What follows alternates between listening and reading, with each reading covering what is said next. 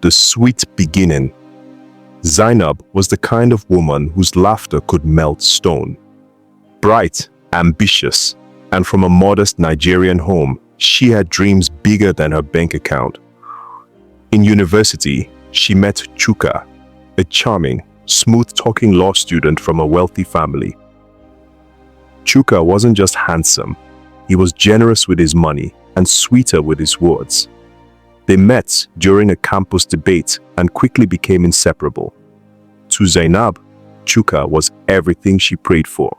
They planned a future filled with promise, marriage after graduation, a home in Lekki, children named after their mothers. Despite warnings from friends about Chuka's flirtatious nature, Zainab waved them off. "He loves me," she always said with pride. Love, she believed, could change a man. Cracks in the foundation. After graduation, reality knocked. Chuka landed a high-paying job at his father's law firm. Zainab, however, struggled. With no job and pressure from home, she moved in with Chuka temporarily. At first, it was bliss. Cooking together, movie nights, sweet whispers before sleep. But slowly, things changed. Chuka began working late. He snapped more often. "You're always home doing nothing," he once said coldly. Zainab, humiliated, started applying for every job she could find. But rejection after rejection wore her down. She cooked, cleaned, and played housewife, hoping it would bring them closer again. Instead, the gap between them widened. Betrayals and warnings. One evening, Zainab found a red lipstick in Chuka's car. She didn't own one. When she asked him, he laughed it off. "It's probably my colleague's," he said, not meeting her eyes. Her heart screamed, but she silenced it. A week later, she saw a message pop up on his phone. "Last night was magical." She cried in the bathroom for hours, whispering, "Maybe I'm not enough." When she confronted him, Chuka didn't deny it. "You're not my wife. Stop acting like you are," he said.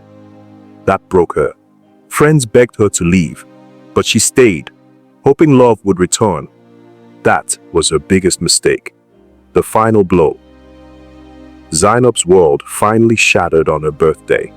She had cooked his favorite meal, dressed in his favorite color, and waited with hope. Chuka didn't come home. He didn't even call.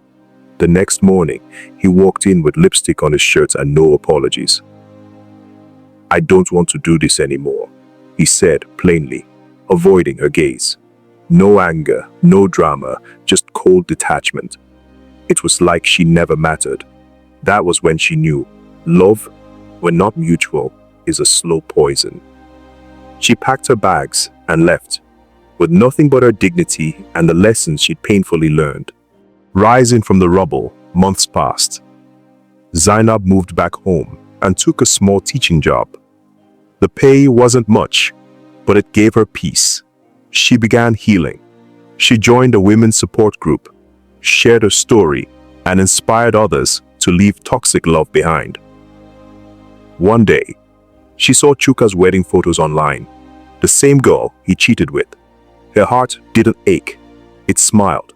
Not because he moved on, but because she did too, without bitterness. Zainab learned that love should never cost your self-worth. When it does, the end is not just bitter, it's a wake-up call, a painful one, but necessary. Moral lessons.